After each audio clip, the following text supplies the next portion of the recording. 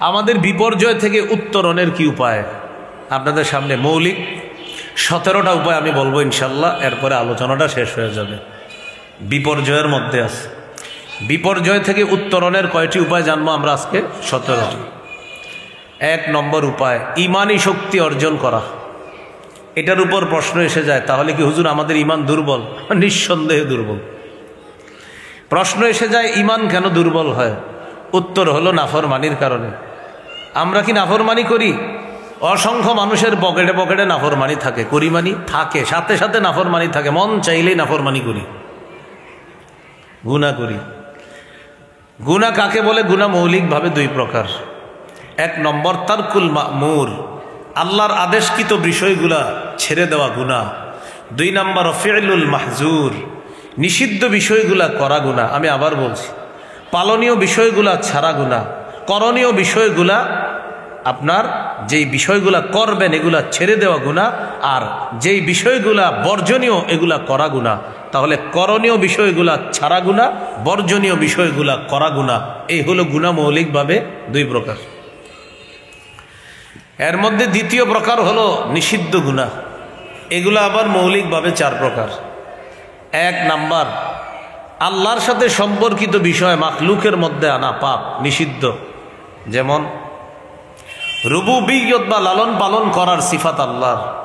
কোনো মানুষ যদি বলে আনা রব্বুকুমুল আলা, আমি তোমাদের বড় খোদা, সম্মানিত খোদা, নাউজুবিল্লাহ, যেটা ফেরাউন বলেছে, এটা পাপ, এটা নিষিদ্ধ। অহংকার বা বরত্ব আল্লাহর চাদর। আল্লাহ বলেন আল কিবরিয়া ও রিদাই, বরত্ব আমার চাদর, এটা নিয়ে টানাটানি করবা না। বলেন মানুষ অহংকার করে কিনা? অহংকার করা এটা মানুষের জন্য পাপ। বরত্ব এটা আল্লাহর সিফাত, আল্লাহর চাদর, এটা মানুষ টানাটানি করা পাপ, এটা নিষিদ্ধ। 2 নম্বর আয-যুনুবুশ শাইতানিয়া, ইবলিসের সাথে সম্পর্কিত পাপ, এটা মানুষের মধ্যে আনা পাপ। যেমন হাসাদ বা হিংসা করা।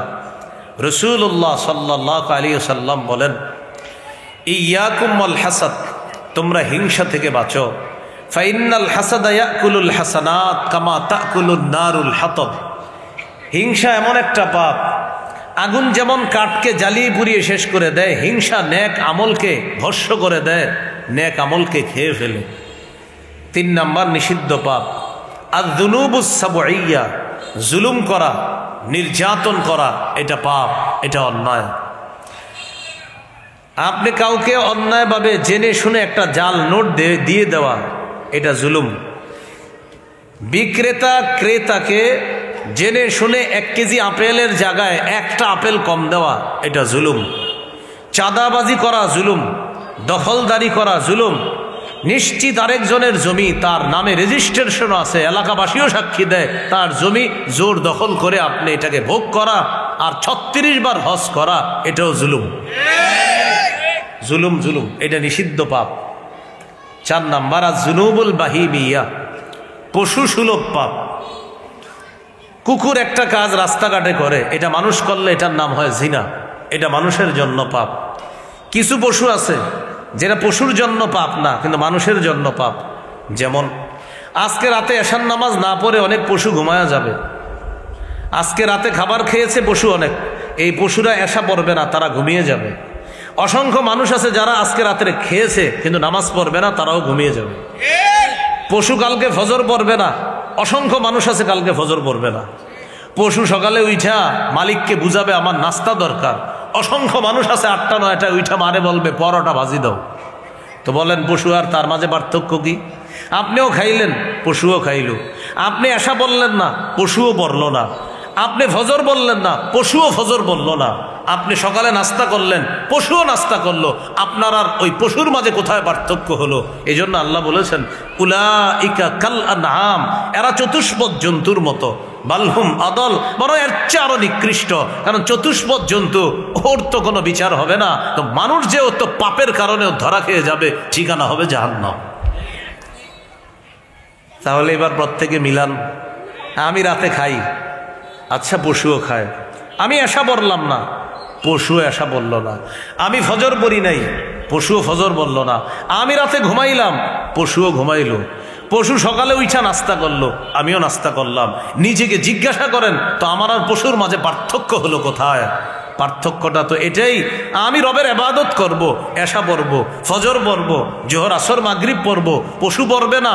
এজন্য ও পশু আর আমি মানুষ, আমি আশরাফুল মাখলুকাত। নিষিদ্ধ পাপ কয় প্রকার? 4 প্রকার। প্রথমে পাপ 2 প্রকার। একটা হলো পালনীয়গুলা না করা পাপ, 2 নাম্বার বর্জনীয়গুলা করা পাপ। এই বর্জনীয় পাপ মৌলিকভাবে 4 প্রকার। চতুর্থ নাম্বার হলো পশু সুলভ আচরণ মানুষের মধ্যে আনা। আল্লাহ আমাদেরকে সব পাপ থেকে হেফাজত করেন। বড় ছোট হিসাবে পাপ 2 প্রকার, একটা কবিরা গুনাহ আর একটা সগীরা গুনাহ। সূরা নিসার 31 নম্বর আয়াতে আল্লাহ বলেন, ইন তাজতানিবু কাবাইরা মা তুনহাউনা আন, যদি তোমরা কবিরা গুনাহ থেকে বাঁচো, নুকাফির আনকুম সাইয়্যাতিকুম, আমি তোমাদের সগীরা গুনাহ মাফ করে দিব। ওয়া নুদখিলকুম মুদখালান কারীমা, মৃত্যুর পর সম্মানের জায়গা জান্নাতে তোমাদেরকে প্রবেশ করাবো। আল্লাহ আমাদেরকে সগীরা কবিরা গুনাহ থেকে বাঁচার তৌফিক দান করেন।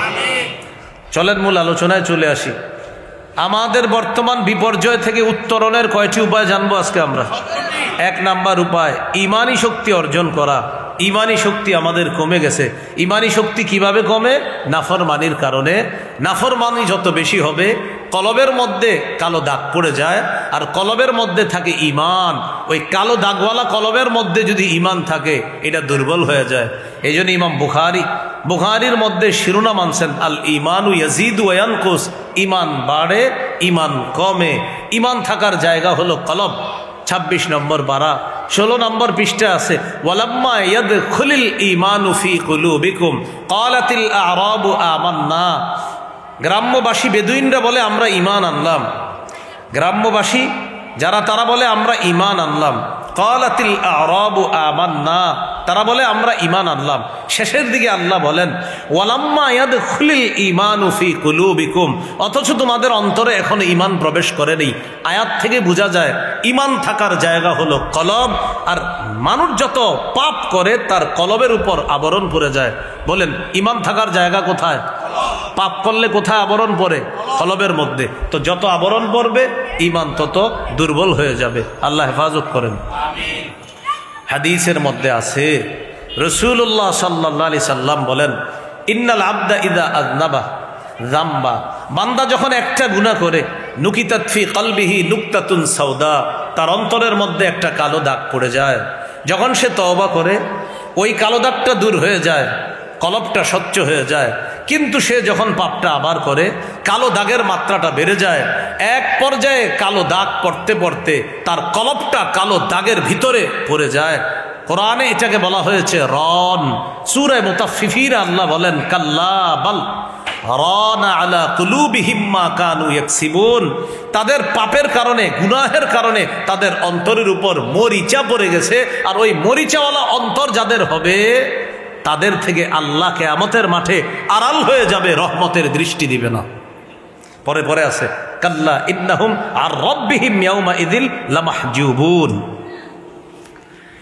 তো প্রিয় ভাইরা, উত্তরণের 1 নাম্বার উপায় ইমানি শক্তি অর্জন করা। ইমানি শক্তি কমে কেন? নাফরমানির কারণে। তাহলে এবার প্রশ্ন, হুজুর ইমানি শক্তি বাড়বে কিভাবে? উত্তর সোজা, নাফরমানি ছাড়লে ইমানি শক্তি বাড়বে।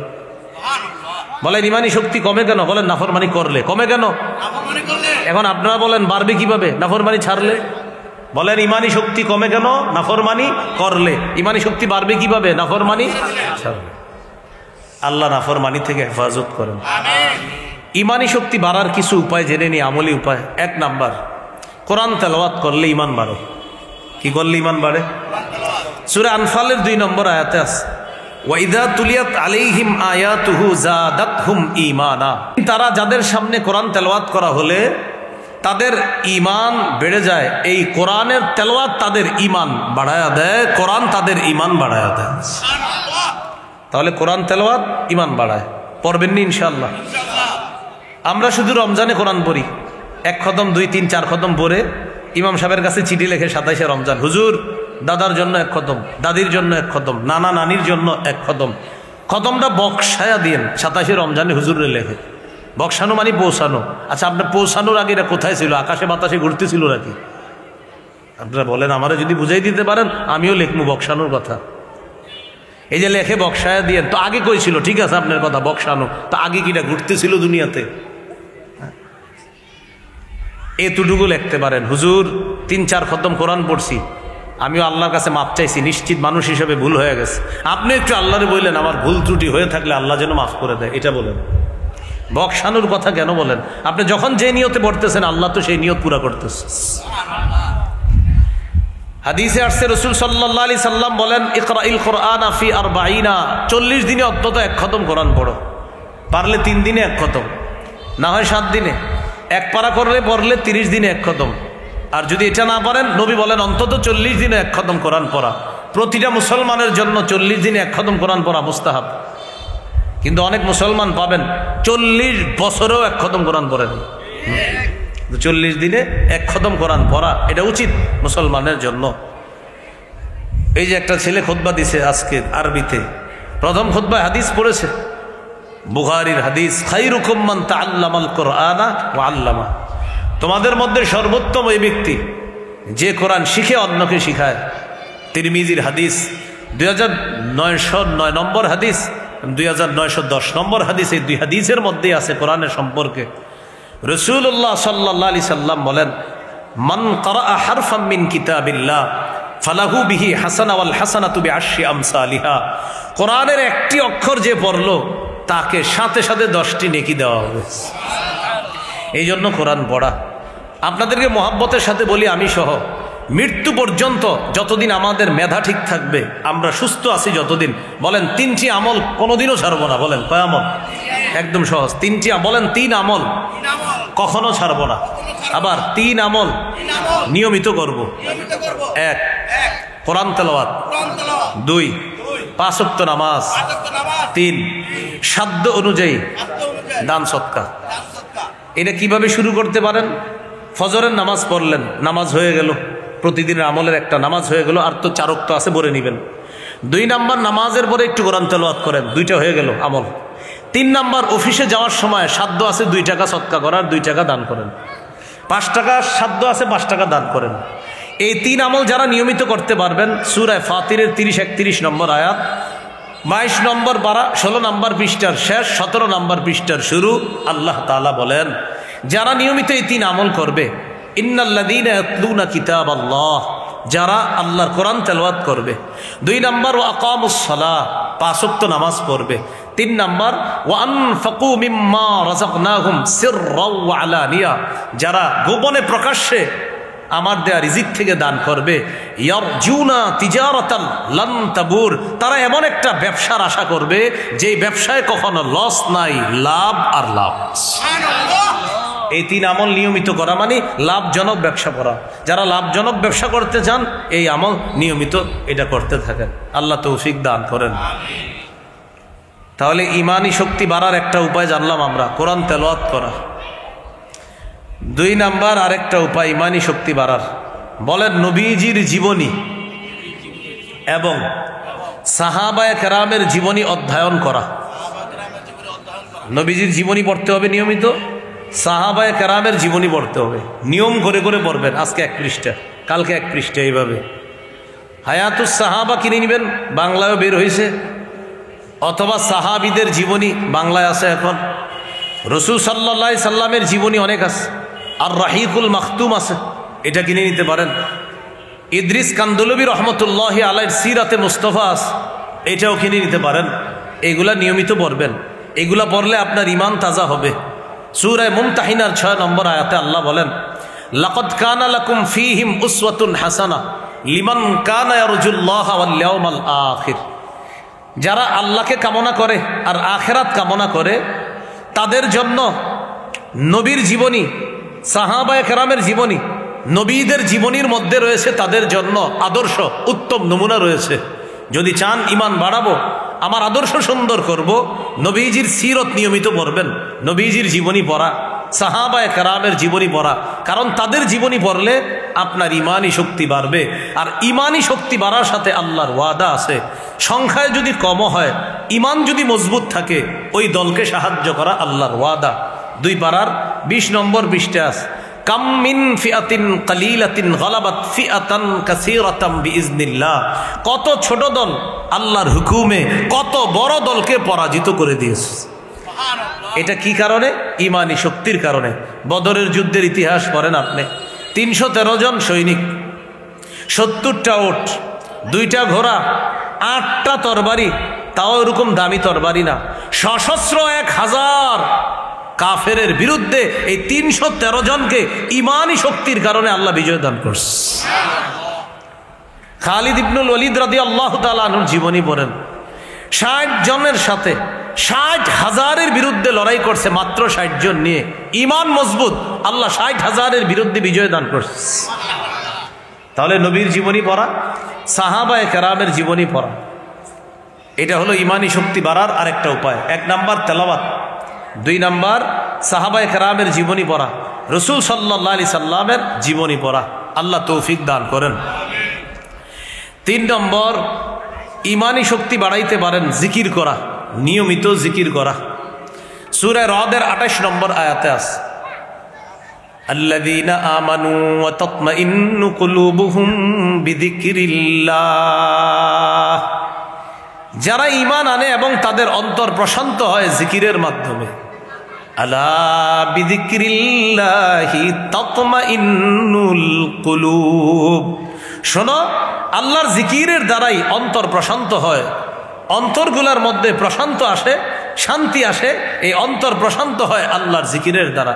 আর আমরা জানছি ঈমান জানি কোথায় থাকে? অন্তরে। অন্তর প্রশান্ত হয় জিকিরের মাধ্যমে। জিকির করা, 4টা জিকির আল্লাহর কাছে সবচেয়ে পছন্দের।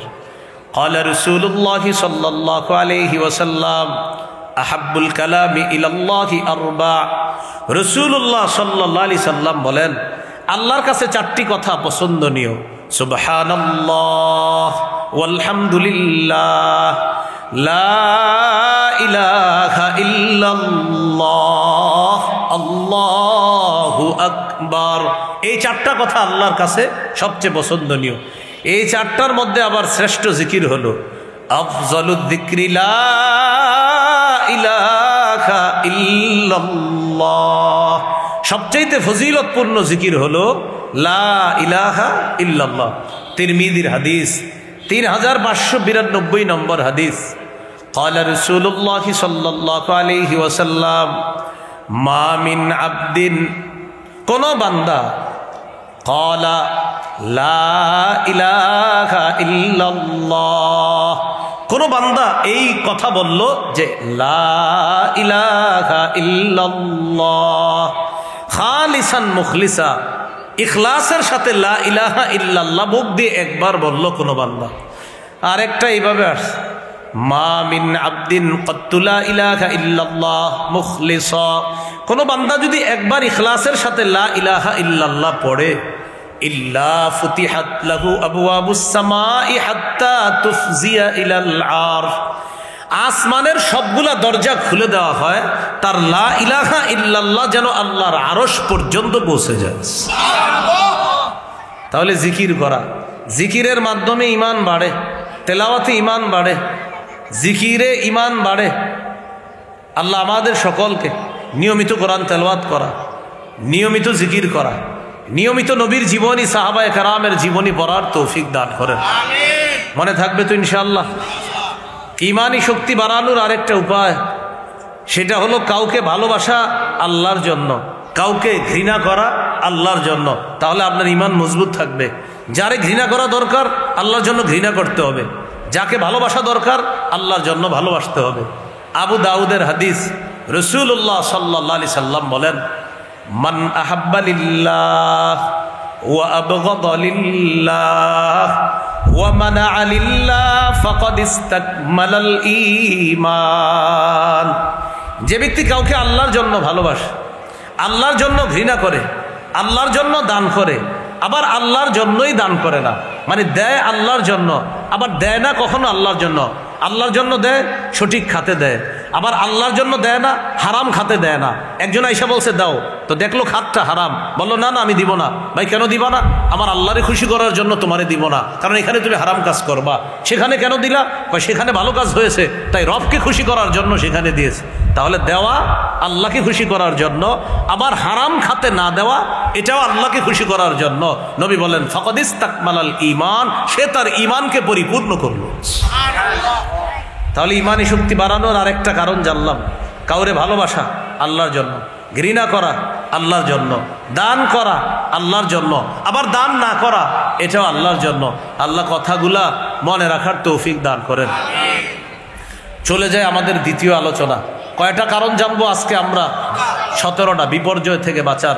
1 নাম্বার ঈমানি শক্তি অর্জন। 2 নাম্বার ইসলামে পরিপূর্ণ রূপে প্রবেশ করা, এটা দ্বিতীয় উপায়।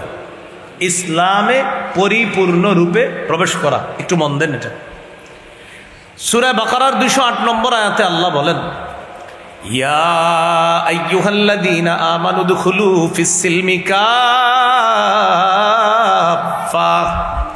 হে ঈমানদারগণ তোমরা ইসলামে পরিপূর্ণ রূপে প্রবেশ করো। ইসলামে পরিপূর্ণ রূপে প্রবেশ করার উদ্দেশ্য কি? অসংখ্য মানুষ আছে তার নাম মুসলমান, কিন্তু নামাজ পড়ে নাই। কি পড়ে নাই? নামাজ পড়ে। ঈমানদার, আল্লাহ বলছে হে ঈমানদার, এর মানে হলো আপনি আল্লাহকে বিশ্বাস করেন, এটা আল্লাহ স্বীকৃতি দিল, এই জন্য বললো হে ঈমানদার। পরে বলছে ইসলামে পরিপূর্ণ রূপে প্রবেশ করো। এক ব্যক্তি এশার নামাজ পড়ছে, তো বললাম ভাই এশার নামাজ পড়েছে? মুসলমান এশার নামাজ পড়বে, এশার নামাজ মুসলমান পড়বে, এটা তো মুসলমানই করবে।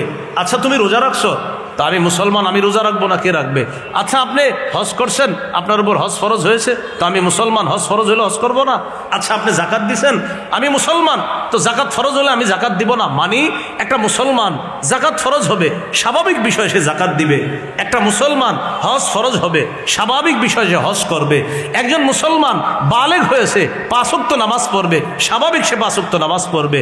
বালেগ হওয়ার পর একজন মুসলমান রোজা রাখবে, তো এটা তো স্বাভাবিক বিষয় সে রোজা রাখবে। কিন্তু আপনারা বলেন হজ করে না, রোজা রাখে না, জাকাত দেয় না, নামাজ পড়ে না, এমন মুসলমান নামধারী সমাজে আছে না নাই? এই জন্য আল্লাহ বলছে ইসলামে পরিপূর্ণ প্রবেশ করো, ইসলামে পরিপূর্ণ প্রবেশ করো। দেখবেন আবার হাসি দিতে দিতে চা দোকানের সামনে বসে বলে নামাজ না পড়লেও কি হবে, ঈমান ঠিক আছে, গর্ব করে বলে। আল্লাহ বলছে ইসলামে পরিপূর্ণ প্রবেশ করো। প্রত্যেকে জিজ্ঞাসা করেন আপনি ইসলামে পরিপূর্ণ প্রবেশ করেছেন কিনা। আমি প্রত্যেকে বলি না। আজকে বাসায় যাবেন না, আপনার বাসায় 10 জন সদস্য, ওদেরকে আপনি জিজ্ঞাসা করেন। আপনার বিবি পর্দা করেন, আজকে গিয়ে বলেন তুমি কালকে থেকে পর্দা করতে হবে, সে আপনার এর বিপরীতে 10টা যুক্তি দিবে। আপনি আজকে আপনার বাবারে গিয়ে বলেন আব্বা কালকে থেকে সুদ ছাড়তে হবে, আপনার উল্টা 10টা যুক্তি দিয়ে বুঝাবে আমি সুদ ছাড়বো না। বললাম তো আপনি 10 জন সদস্য যারা, ওদেরকে আপনি পরিপূর্ণ ইসলাম পালন করতে পারবেন না। আপনি ঘরে গিয়ে দেখেন। তাহলে বিপর্যয় থেকে উত্তরণের 2 নাম্বার উপায় ইসলামে পরিপূর্ণ রূপে প্রবেশ করা। বলেন ইনশাআল্লাহ। করবো তো ইনশাআল্লাহ। বলেন আল্লাহর সমস্ত বিধানের সামনে মাথা নত করা, স্বেচ্ছায় মেনে নেওয়া, আদেশ নিষেধ আমরা স্বেচ্ছায় মেনে নিলাম। আল্লাহ তৌফিক দান করেন। তাহলে 1 নাম্বার উপায় ঈমানি শক্তি অর্জন করা, 2 নাম্বার উপায় ইসলামে পরিপূর্ণ রূপে প্রবেশ করা, 3 নম্বর উপায় আমার সাথে বলেন তাহলে মনে থাকবে। বলেন দ্বীনি জ্ঞান অর্জন করে সেই অনুযায়ী আমল করা। দ্বীনের সঠিক জ্ঞান অর্জন করে সেই অনুযায়ী আমল করা। তিরমিজির হাদিস, রাসূলুল্লাহ সাল্লাল্লাহু আলাইহি সাল্লাম বলেন লা তাজুলু কদামা ইবনি আদম হাত্তা ইউসআলা আন খামস। 5টি প্রশ্ন করার আগে আদম সন্তানের 2 পা কিয়ামতের ময়দানে নড়বে না। জীবন সম্পর্কে প্রশ্ন করা হবে, 2 নাম্বার যৌবন সম্পর্কে প্রশ্ন করা হবে, 3 নাম্বার সম্পদ কোথা থেকে কামাই করেছে, 4 নাম্বার রফিমা আনফাকা কোথায় ব্যয় করেছে। হালাল উপার্জন এটা 3 নাম্বার প্রশ্ন। 4 নাম্বার হালাল খাতে ব্যয় করেছে কিনা। অসংখ্য মুসলমান আমরা আছি যারা আমরা হালাল উপার্জন করি কিন্তু হারাম খাতে ব্যয় করি। যেমন একজন মানুষ হালাল উপার্জন করছে কিন্তু জুয়া খেললো, বলেন এটা কি হালাল ব্যয় হলো না হারাম ব্যয়? একজন মানুষ হালাল উপার্জন করলো, গানের কনসার্টে টাকা দিয়ে সহযোগিতা করলো, বলেন খাত কি ব্যয়ের খাতটা কি হালাল হলো না হারাম হলো? তাহলে 3 নাম্বার প্রশ্ন হালাল উপার্জন করেছে কিনা, 4 নাম্বার হালাল খাতে ব্যয় করেছে কিনা, 5 নাম্বার প্রশ্ন হবে ওয়াবিমাজা আবিলা ফিমা আলিমা। যা জেনেছে জানা অনুযায়ী আমল করেছে কিনা, এই 5টা প্রশ্ন করা হবে। এর মধ্যে একটা হলো যা জানলাম তা মানলাম কিনা। আজকে আমাদের 17টা উপায়ের 3 নাম্বার উপায় হলো দ্বীনের সঠিক জ্ঞান অর্জন করে সেই অনুযায়ী আমল করা। এবার আমি উদাহরণ দিয়ে বুঝাই। আল্লাহকে সেজদা দেওয়া, বলেন এটা দ্বীনের কি জ্ঞান? সঠিক জ্ঞান। বলেন আল্লাহকে সেজদা দেওয়া কি জ্ঞান? আপনাদের এই এলাকার একজন 365 দিন আল্লাহকে সেজদা দেয়, এটা তো সঠিক কাজ। হঠাৎ বছরে একদিন আরেক জায়গায় গিয়া আরেকটা সেজদা দেয়, বলেন এটা কি সঠিক হলো না অন্যায়? আবার বলছি আমি, প্রতিদিন সেজদা দেয় কাকে? আল্লাহকে। একদিন আবেগে আরেক জায়গায় দেয়, ধরা খেয়ে গেলে পরে আপনি যদি বলেন কাকা এটা কি করলেন, আপনি তো মাশাআল্লাহ নামাজি মানুষ, এটা কি করলেন? কই এটা আসলে আবেগ। আবেগ মানে ওইটা বুঝবা না, এটা দিলের মধ্যে একটা হিটার্স কি আসে, হিটার্স আপনি পাবেন, হয়তো এই আশেপাশেও পাবেন, খুঁজেন পাবেন। আর আছে মানে ভালোই আছে, চট্টগ্রাম নারায়ণগঞ্জ থাকবে না তো কোথায় থাকবে? তাহলে আপনি সেজদা দিলেন আল্লাহকে, হঠাৎ একদিন আরেক জায়গায় দিয়ে দিলেন, শেষ, সব বরবাদ। সূরা জুমার 65 নম্বর আয়াত, লাইন আশরাকতা লায়াহবাতান্না আমালুকা, যদি তুমি শিরিক করো অবশ্যই তোমার আমল সব বরবাদ হয়ে যাবে। তাহলে আল্লাহকে সেজদা দেওয়া দ্বীনের সঠিক জ্ঞান, সে অনুযায়ী আমল করা দ্বীনের সঠিক জ্ঞান। আল্লাহ ছাড়া অন্য কোথাও সেজদা দেওয়া এটা দ্বীনের সম্পর্কে অজ্ঞতা, এই অজ্ঞতা তাকে জাহান্নামে নিয়ে যাবে। এগুলো 3 নাম্বার। 4 নাম্বার বিপর্যয় থেকে উত্তরণের উপায়, বলেন দ্বীনের সঠিক জ্ঞান অর্জন করে সেটা প্রচার করা। 3 নাম্বার হলো আমল করা, 4 নাম্বার হলো দ্বীনের সঠিক জ্ঞান প্রচার করা, যেটা আরবি হলো তাবলীগ করা বা প্রচার করা। সূরা মাঈদা আল্লাহ তাআলা আমাদের নবীকে ডাক দিয়ে বললেন, ইয়া আইয়ুহার রাসূলু বাল্লিগ মা উনজিলা ইলাইকা মির রাব্বিক, হে রাসূল আপনি প্রচার করেন যা আপনার কাছে অবতীর্ণ করা হয়েছে, তা আপনি তাবলীগ করেন, প্রচার করেন। সহিহ বুখারী 105 নম্বর হাদিস। রাসূলুল্লাহ সাল্লাল্লাহু আলাইহি সাল্লাম সাহাবীদেরকে বললেন, আমি কি আমার উপর অর্পিত দায়িত্ব পৌঁছিয়েছি তোমাদের কাছে? 3 বার জিজ্ঞাসা করলেন। তারা বললেন হ্যাঁ। নবীজি আকাশের দিকে আঙ্গুল উঠিয়ে বললেন, আল্লাহুম্মা শাহাদ, আল্লাহ আপনি সাক্ষী থাকেন। শেষে বললেন, লিউবাল্লিগিশ শাহিদুল গায়বা, যেহেতু আমি আমার উপর অর্পিত দায়িত্ব তোমাদের কাছে পৌঁছে দিয়েছি, সেহেতু তোমাদেরকে দায়িত্ব দিয়ে যাচ্ছি, তোমরা উপস্থিত যারা আছো, পৃথিবীর প্রান্তে প্রান্তে অনুপস্থিত যারা আছে, তাদের কাছে আমার পৌঁছে দেওয়া বিষয়গুলা তোমরা প্রত্যেকে পৌঁছে দেবা, এই দায়িত্ব আমি নবী তোমাদেরকে দিয়ে গেলাম। তাবলীগ বা প্রচারের দায়িত্ব তোমাদেরকে দিলাম, এই দ্বীন সম্পর্কে সঠিক বিষয়গুলা পৃথিবীর অন্যদের কাছে তোমরা পৌঁছে দিবা, আমি নবী দায়িত্ব দিয়ে গেলাম। তাহলে 3 নাম্বার দ্বীনের সঠিক জ্ঞান অর্জন করে সে অনুযায়ী আমল করা। 4 নাম্বার দ্বীনের সঠিক জ্ঞান অন্যের কাছে প্রচার করা। এই বিষয়ে আমরা একদম পিছিয়ে আছি। আমাদের বর্তমান সময়ের মানুষগুলা আমরা দ্বীন শর্টকাটে শিখতে চাই, শুধু শর্টে, একদম শর্টকাটে দ্বীন শিখা ফেলি। পড়া শিখার পর এরপরে পথভ্রষ্টতার মধ্যে চলে যাই। যেমন হঠাৎ দ্বীন শিখছি, শিখার পরেই বলে ফেলতেছি অমুকের যা আছে সব বেঠিক। আপনি শিখছেন, আপনি যে বেঠিকের মধ্যে আছেন এটা আপনিও জানেন না, এটা আপনি বুঝেনও না। আল্লাহ আমাদেরকে হেফাজত করেন। 5 নাম্বার আল্লাহর দ্বীনের সহযোগী হওয়া। সূরা মুহাম্মদের 7 নম্বর আয়াতে আল্লাহ বলেন, ইয়া আইয়ুহাল্লাযীনা আমানু ইন তানসুরুল্লাহ ইয়ানসুরকুম, হে ঈমানদারগণ যদি তোমরা আল্লাহকে সাহায্য করো আল্লাহ তোমাদেরকে সাহায্য করবে। আল্লাহকে সাহায্য করার অর্থ হলো আল্লাহর দ্বীনের সহযোগিতা করা। আল্লাহর দ্বীনের সহযোগিতা করা মানে মসজিদের কাজে সহযোগিতা করা, এটা আল্লাহর দ্বীনের সহযোগিতা করা। মাদ্রাসায় সহযোগিতা করা, এটা আল্লাহর দ্বীনের কাজে সহযোগিতা করা। মুজাহিদ যারা আল্লাহর রাস্তায় জিহাদ করতেছে তাদের জন্য অর্থনৈতিক সাহায্য পাঠিয়ে দেওয়া, আল্লাহর দ্বীনের শ্রেষ্ঠ একটা খাতে সহযোগিতা করা। কোথায় বলেন সবাই, কোথায়?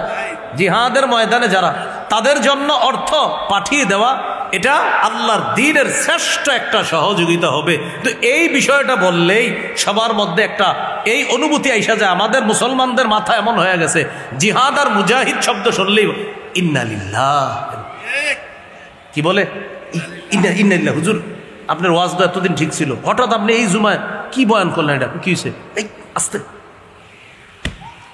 সভাপতি, সেক্রেটারি বলেন, সবাই বলেন, সবার মস্তিষ্ক তৈরি হয়ে গেছে এখন জিহাদ মুজাহিদ মানে ইন্না লিল্লাহ। অথচ বাস্তবতা হলো কি? বাস্তবতা 13 বছর সন্ত্রাসগিরি করলো কাফেররা। কয় বছর? জোরে বলেন কয় বছর? এই সন্ত্রাস প্রতিহত করার যেই পবিত্র পদ্ধতি আল্লাহ দিছে, এটার নাম জিহাদ। তা আগে তো সন্ত্রাসগিরি হলো কয় বছর? কেন এই কথা আপনি বুঝান না জাতিরে? 13 বছর সন্ত্রাসগিরি আগে হয়েছে, এরপর আল্লাহ জিহাদের বিধান দিছে। সূরা হজ 40-41 নম্বর আয়াত, উযিনা লিল্লাযীনা ইউকাতালুনা বিআন্নাহুম যুলিমু। অনেক সহ্য করেছেন, এবার যারা আপনাদেরকে আক্রমণ করতেছে তাদেরকে প্রতিহত করার অনুমতি দেওয়া হলো। 13 বছর সন্ত্রাসগিরি করলো কাফেররা। সন্ত্রাস প্রতিহত করার পবিত্র বিধানের নাম জিহাদ। বর্তমান পৃথিবীতে যারা সন্ত্রাসী কর্মকাণ্ড করছে তারা জিহাদ শব্দ পছন্দ করছে না, কারণ সন্ত্রাস নির্মূলের পবিত্র বিধানের নাম জিহাদ।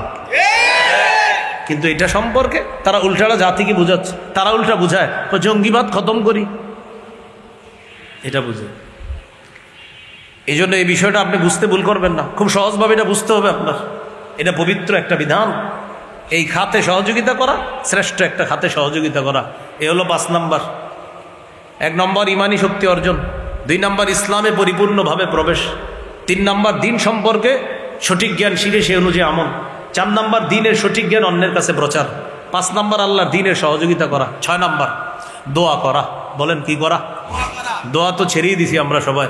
হুজুর দোয়া করলে আমরা দোয়া করি, এছাড়া নিজেরা একা একা দোয়া করি না। দোয়া এত বেশি করা দরকার, খানা খাওয়ার কথা যত বেশি মনে থাকে এর চেয়ে বেশি আপনি দোয়া করা দরকার আল্লাহর কাছে। কোনোদিন যদি খাইতে ভুলেও যান, দোয়া করতে ভুলেন না আল্লাহরে, এত বেশি দোয়া করা দরকার। সূরা নামলের 62 নম্বর আয়াতে আল্লাহ বলেন, আম্মাই ইউজিবুল মুত্তাররা ইযা দাআ।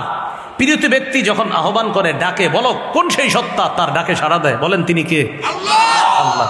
আমরা বিপদে আছি, এই বিপদ থেকে উদ্ধারের জন্য আল্লাহর কাছে বেশি বেশি দোয়া করা, এত বেশি দোয়া করা, খুব বেশি দোয়া করা আল্লাহর কাছে। আল্লাহ বলেন, উদউনি আস্তাজিব লাকুম, আমাকে ডাকো আমি তোমাদের ডাকে সাড়া দিই। আমি ওনারে যদি এখন 5 বার ডাক দিই, বা উনি আমারে যদি 5 বার ডাক দেয়, আমারে দিয়ে বুঝাই, 1 বার 2 বার 3 বার 5ম বারে কমু, কি হচ্ছে আপনি এরকম করেন, এত ডাক দেন কেন? 6 বারের সময় ডাক দিলে রাগ হয়ে যাবো, এই এত ব্যাটের ব্যাটের করেন করো। মাখলুকের স্বভাব এমন, বারবার ডাকলে মাখলুক রাগ করে, খালেক না ডাকলে রাগ করে। হাদিসে আসছে রাসূলুল্লাহ সাল্লাল্লাহু আলাইহি সাল্লাম বলেন, মান লাম ইয়াসআলিল্লাহ ইয়াগদাব আলাইহি, আল্লাহর কাছে যে চায় না আল্লাহ তার উপর রাগ করে। ভিক্ষুক বারবার চাইলে এক পর্যায়ে মালিক বলে, এই তোরে কতবার দিব, যা এখান থেকে সর। ভিক্ষুক যখন বারবার চায়, রবের কাছে না চাইলে রব রাগ করে, মানুষের কাছে চাইলে মানুষ রাগ করে, আল্লাহর কাছে না চাইলে আল্লাহ রাগ করে। তিনি কত আপন আমাদের, কত বেশি চাওয়া দরকার। এই জন্য দোয়া করা। এক জুতার ফিতার কিনতে যাবেন, আপনি জুতার ফিতা কিনতে যাবেন বাজারে, আল্লাহর কাছে বলে যাবেন, আল্লাহ আমি জুতার ফিতা কিনতে যাচ্ছি, আমার ফিতাটা যেন জুতার জন্য টেকসই হয়। হাদিসে আসছে ছোট থেকে ছোট সব আপনার কাছে চাওয়া, আল্লাহ আমি আপনার কাছে বলে গেলাম। এই যে শুধু বললেন, এই বলাটা ইবাদতে গণ্য হয়ে সব পেয়ে যাবেন। আবু দাউদ 1479 নম্বর হাদিস, রাসূলুল্লাহ সাল্লাল্লাহু আলাইহি সাল্লাম বলেন, আদ-দুআউ হুয়াল ইবাদা, দোয়া করাটাই ইবাদত, দোয়া করাটাই ইবাদত। এই জন্য ছোট থেকে ছোট সব বিষয় আগে কাকে বলবো বলেন? একটা সুই কিনতে যাবেন বাজারে, আপনার বিবি বলছে একটা সুই আইনেন, আল্লাহকে বলবেন, আল্লাহ আমি একটা সুই কিনতে যাইতেছি বাজারে, সুইটা যেন ক্ষতিকারক না হয় কারো জন্য, আল্লাহ আপনি আমার দোয়া কবুল করেন। আপনি শুধু আল্লাহরে বলে গেলেন, বাস, এরপর আপনি সুই কিনছেন, কথার কথা, কিন্তু আপনার এই বলাটা ইবাদতে গণ্য হয়ে সওয়াব পেয়ে গেছেন। তাহলে আমাদের বর্তমান বিপর্যয় থেকে উত্তরণের 6 নম্বর একটা উপায়, খুব বেশি দোয়া করা, খুব বেশি দোয়া করা। একা একা মসজিদে বসে রয়েছেন, বাস হঠাৎ বসে রয়েছেন, হঠাৎ হাত তুলবেন, আল্লাহ এইভাবে বুক বরাবর হাত তুলবেন। আবু দাউদ 1488 1489, এই বরাবর হাত তুলতে হবে, এই বরাবর, উঠতে উঠতে উপরে উঠতে পারে, এই বরাবর, এরকম না করা। এই যে এরকম পিঠা বানায় অনেকে মুনাজাতের মধ্যে, এরকম না করা, সুন্দরভাবে এইভাবে থাকা। মুনাজাতে হাত তুললে অনেকে এরকম করে, কি অবস্থা, তুইও হাত তুল, এরকম করে। আরে আপনি কি করতেছেন? আবার এই দাড়ি খোঁচায় কয়, কি অবস্থা, এই সেই, হাত তুল, কি মিষ্টি আছে, এই কি কয় না কয়, হ্যাঁ, হাত তুলবেন সুন্দরভাবে, এইভাবে বুক বরাবর, এরপরে উঠাইতে পারেন, আল্লাহর কাছে হাত তুলবেন। নবীজি হাত তুলতে বদরের যুদ্ধের আগের দিন এইভাবে বলতেছে, আল্লাহ আনজিজলি মা ওয়াদতানি, আল্লাহ আপনি যে ওয়াদা করেছেন আল্লাহ পুরা করেন। আল্লাহ এই যে আমার সাহাবীরা ঘুমাইতেছে, আল্লাহ ইনতুহলিক হাদিহিল ইসাবা, অথবা ইনতুহলাক হাদিহিল ইসাবা, অথবা ইনতাহলিক হাদিহিল ইসাবাতু, যদি আল্লাহ এই দলটা ধ্বংস হয়ে যায়, অথবা ইনতুহলিক হাদিহিল ইসাবাতা, আল্লাহ এই দলকে যদি আপনি ধ্বংস করে দেন, লা তু'বাদ ফিল আরদি আবাদা, আপনাকে আল্লাহ বলার মতো কেউ থাকবে না। এইভাবে বলতে বলতে কাঁদতেছে, চাদর মোবারক পরে যাচ্ছে। আবু বকর সিদ্দিক পিছন দিয়ে এসে ধরছে, হুজুর হইছে, সায়ুন জিজুলাকা মা ওয়াদাকা রব্বুক, আমি আবু বকর সাক্ষী দিচ্ছি আপনার রব আপনার ওয়াদা পুরা করবে। দোয়া করা, খুব বেশি দোয়া করা আল্লাহর কাছে, করবেননি দোয়া, সময় টময় দরকার নেই। ঘরে এই বাসায় গেছেন না, তো বাসায় যাওয়ার পর মেয়ে শুয়ে গেছে, গিয়ে দেখবেন মেয়েটা ঘুমায়, ছেলেটা ঘুমায়, স্ত্রীও ঘুমায় গেছে, এখন আপনি দেখেন কেউ জাগ্রত নাই, কথার কথা এইবার হাত তুলে ফেললেন, আল্লাহ আল্লাহ মাংতাসাল্লাম, আল্লাহ আমার এই সমস্যা বলে ফেললেন কতক্ষণ আল্লাহ। আল্লাহ আমাদেরকে মনে রাখার তৌফিক দান করেন। তো এইভাবে মোনাজাত করা, শুরুতে আল্লাহর প্রশংসা করা, এরপরে নবীজির উপর দুরূদ পড়া, সর্বশেষ গিয়ে আল্লাহর প্রশংসা করবেন, এরপরে দুরূদ পড়বেন। আপনি প্রথমে আল্লাহর প্রশংসা করবেন, নবীর উপর দুরূদ পড়বেন, প্রথমে এই কথাগুলো বলার পর এরপরে নিজের জন্য দোয়া করবেন, পরিবারের জন্য দোয়া করবেন, এরপর আরো যা যা দোয়া করবেন। শেষের দিকে যখন আপনি আবার যাবেন, যাওয়ার পর নবীজির উপর দুরূদ পড়বেন, পড়ার পর সর্বশেষ আল্লাহর প্রশংসা দিয়ে দোয়াটা শেষ করবেন।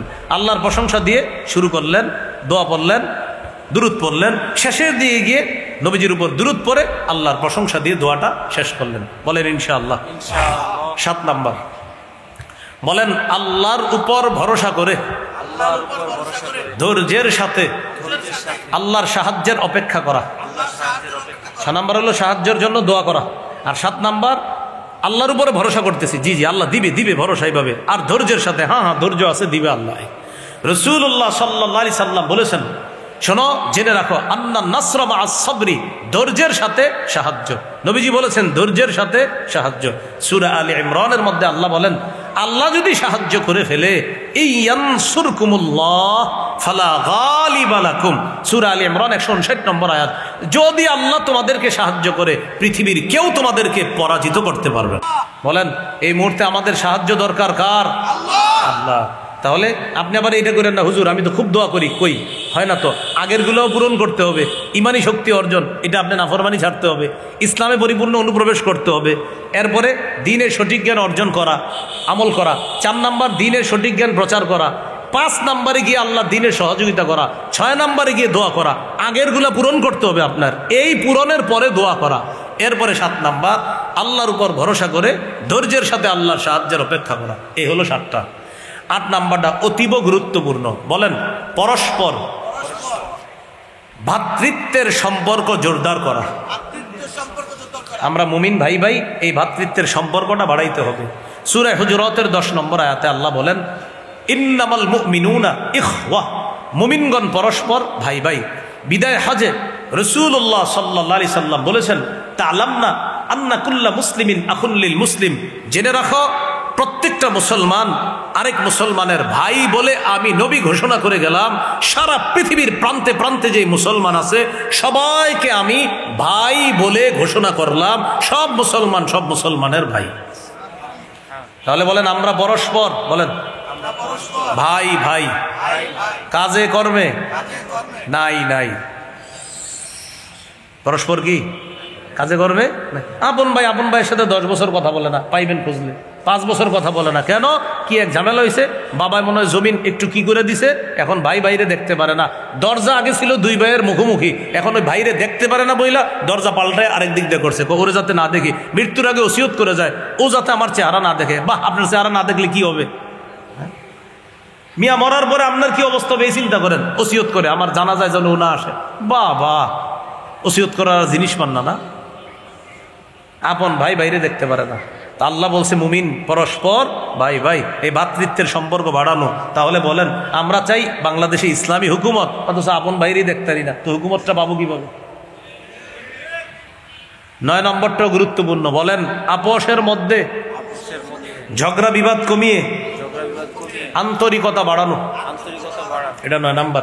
সূরা আনফালের 46 নম্বর আয়াতে আল্লাহ বলেন, ওয়াতিউল্লাহ ওয়া রাসূলাহু ওয়ালা তানাজাউ, তোমরা আল্লাহর আনুগত্য করো, রাসূলের আনুগত্য করো, ওয়ালা তানাজাউ, তোমরা পরস্পর ঝগড়া করো না, ফাতাফশালু, যদি ঝগড়া করো তোমরা দুর্বল হয়ে পড়বে, ওয়াতাযহাবা রিহুকুম, তোমাদের শক্তি খর্ব হয়ে যাবে।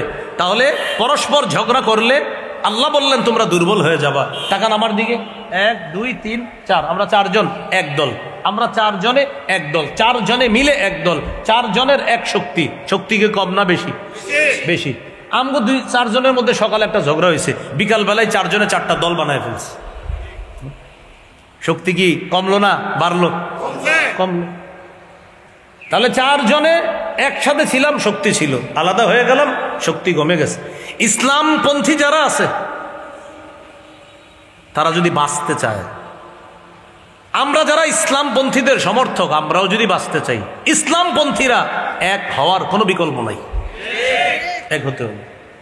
ঠিক আছে, আপোষের মধ্যে কিছু মতভেদ আছে, এগুলা মতভেদের জায়গায় রেখেই ইসলাম শব্দটার প্রশ্নে এক হতে হবে। যদি ইসলামপন্থীরা ঘোষণা করে যে আগামী 1 বছর আমরা কোনো ঝগড়া করবো না, সব ইসলামপন্থী আমরা এক প্ল্যাটফর্মে, আগামী 1 বছর কেউ ঝগড়া লাগাইলেও ঝগড়া করবো না আমরা, বাতিলদের এই ঘোষণার 30 সেকেন্ডের মধ্যে সব বাতিলদের মাথা গরম হয়ে যাবে।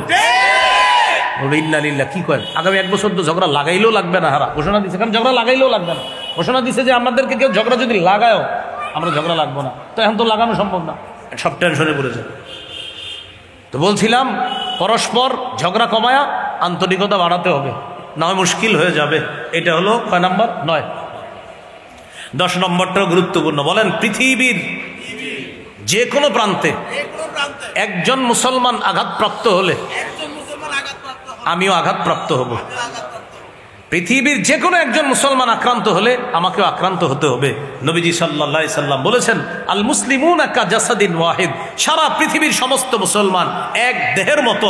প্রত্যেকটা মুসলমানকে নবী এক দেহের মতো বললেন। এক দেহের মতো মানি, আমি দেখেন এই যে এখানে মানলাম, আমার হাতে ব্যথা পেয়েছি, বলেন ব্যথা কি শুধু হাতে না পুরো শরীরে অনুভব হচ্ছে? সারা পৃথিবীর একজন মুসলমান আক্রান্ত হলে আমার শরীরে ব্যথা পেতে হবে। কেন?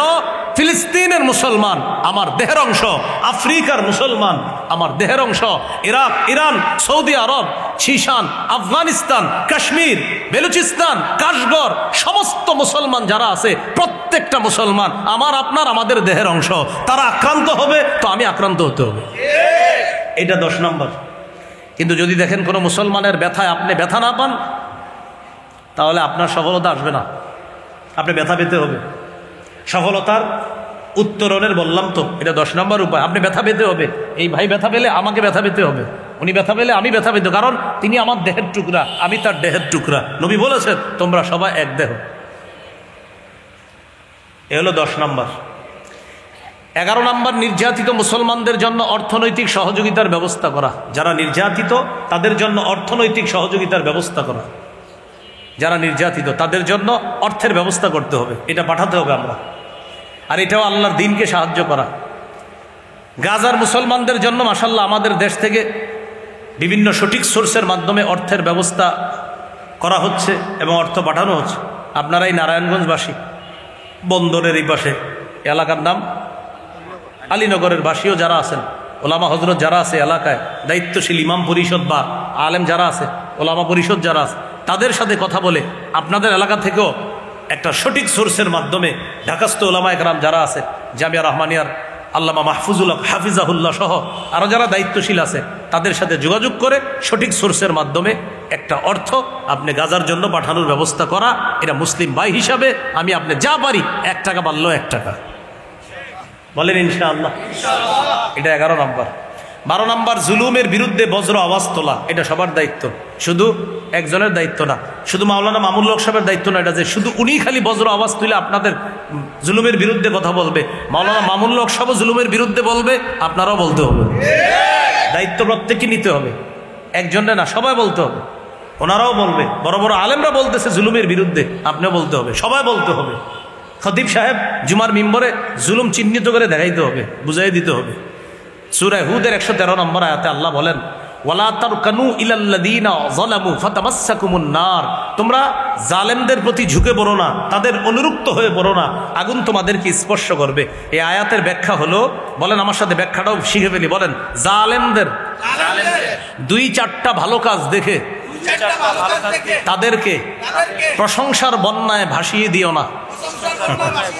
জালেমের প্রতি ঝুঁকে পড়ো না মানে জালেমের 2-4টা ভালো কাজ দেখে তার প্রশংসা করে আপনি ভাষায় দিবেন না। হাজারো জুলুম বাদ দিয়া আপনি বলতেছেন বাহ উন্নতি আর উন্নতি, আর জুলুমগুলো কে বলবে? 2-4টা ভালো কাজ দেখা আপনি তার হাজারো জুলুম ভুলে যাওয়া যাবে না। এটা 12 নম্বর। 13 নম্বর, মুমিন বিলাসী জীবন বর্জন করতে হবে। যদি আমরা সফলতা চাই, বিলাসী জীবন বর্জন করা। মুমিনকে দেখলেই মনে হবে, আচ্ছা কোথায় যান ভাই, নামাজ যাইতেছে। আচ্ছা কোথায় যান, একজনের দিনের দাওয়াত দিতে যাচ্ছে। আচ্ছা কোথায় যান, কয় আমি একটু অসুস্থ ব্যক্তির ইয়াদাতুল মারিজ সুন্নত পালন করতে যাচ্ছি। আচ্ছা আপনি কোথায় যাচ্ছেন, একজন মুসলমানের জানাজায় যাচ্ছি। আচ্ছা আপনি কোথায় যাচ্ছেন, সন্তানটাকে মাদ্রাসায় দিতে যাইতেছি। মানে মুমিনের 24টা ঘন্টাই হবে এমন যে আল্লাহর কোনো না কোনো কাজে আছে, সে বিলাসী হবে না মুমিন। তিরমিজির হাদিস 2320 নম্বর হাদিস, রাসূলুল্লাহ সাল্লাল্লাহু আলাইহি সাল্লাম বলেন, লাউ কানাতিদ দুনিয়া তা'দিলু ইনদাল্লাহি জানাহা বাউদা মা সাকা কাফিরান মিনহা শারবাতা মাইন। এই পৃথিবীর মূল্য যদি আল্লাহর কাছে মাছির ডানা পরিমাণ হতো, তাহলে কোনো কাফেরকে আল্লাহ তাআলা এই পৃথিবীর এক ঢোক পানি পান করতে দিত না।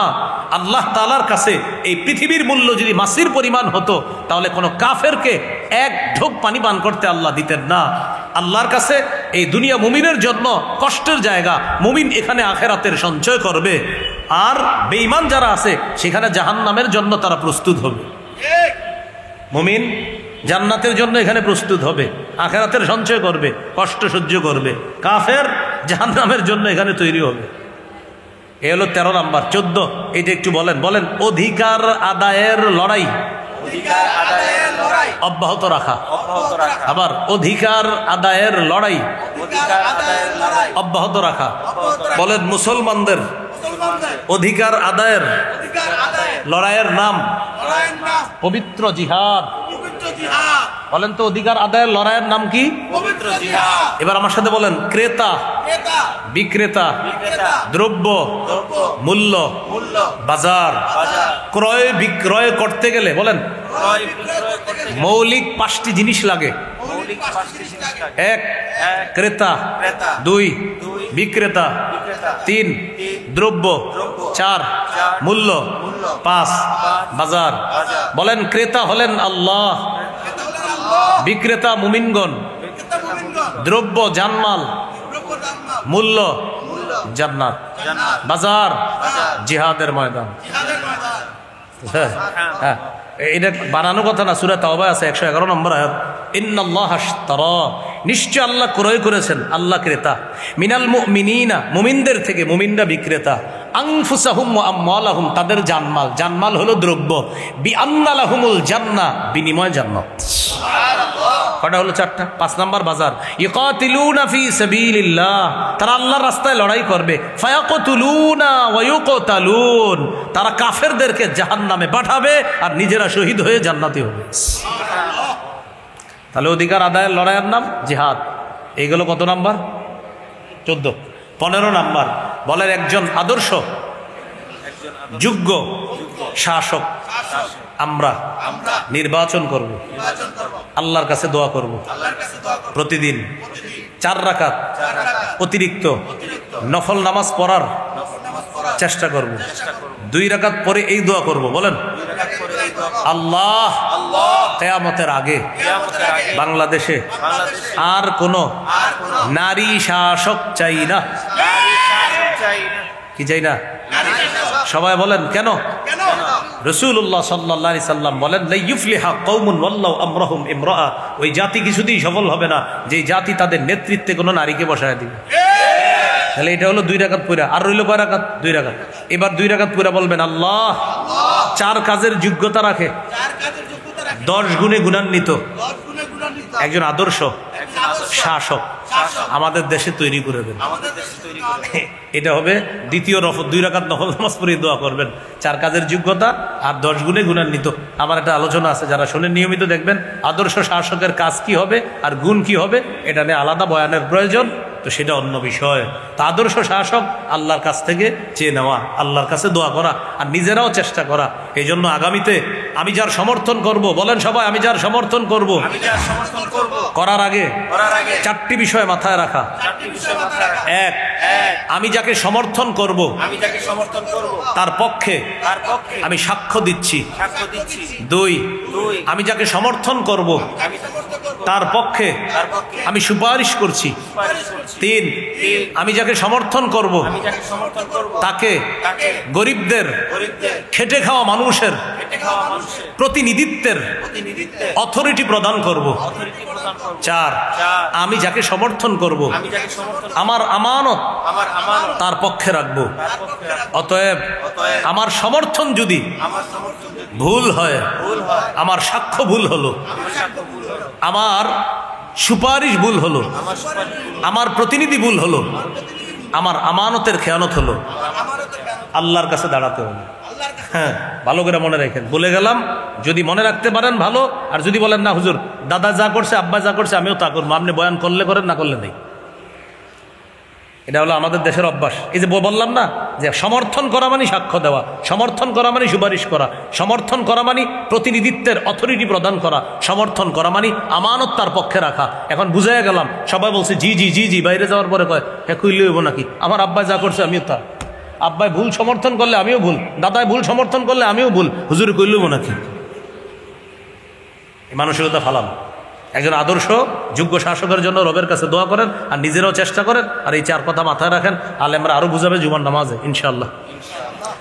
16 নাম্বার, শুরা ব্যবস্থার গুরুত্ব জাতিকে বুঝাতে হবে। এটা খতিব সাহেব হযরত যারা আছেন, আপনাদের প্রতি আমার আরজ থাকবে, আবেদন থাকবে, আপনারা শুরা ব্যবস্থারা জাতিকে বুঝাইয়া দিবেন।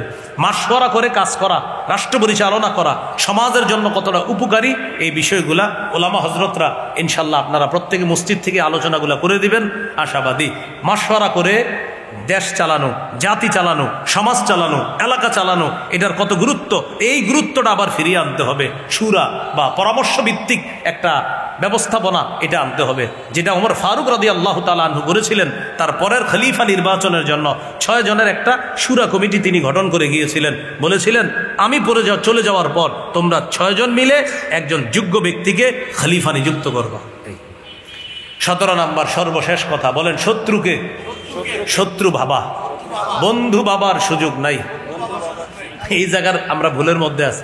কখনো পশ্চিমকে বন্ধু মনে করি, আর কখনো পশ্চিমাকে, কখনো আশেপাশকে বন্ধু মনে করি, আর কখনো পশ্চিমাকে। কখনো ঝর্ণার নিচে দাঁড়াই, কখনো বৃষ্টির নিচে দাঁড়াই, আর বৃষ্টি থেকে বাঁচতে গিয়ে ঝর্ণার নিচে দাঁড়াই। বৃষ্টির নিচে দাঁড়াই রয়েছি, আরে পানি পানি দৌড়ে গেছে, ঝর্ণার নিচে দাঁড়াইছি, ঘটনা কি এখানেও তো পানি, তো এটাই তো হচ্ছে। এই কথায় আমি অনেক কিছু বুঝাইতেছি, বৃষ্টি থেকে বাঁচার জন্য ঝর্ণা, এটা লেখবেন আর বুঝবেন কি ঘটনা কি। বৃষ্টিও পানি, ঝর্ণাও পানি, হুজুরে কইল কি বৃষ্টি থেকে বাঁচার জন্য ঝর্ণা। হ্যাঁ, এটাই বর্তমানে আমরা এই পরিস্থিতিতে আছি।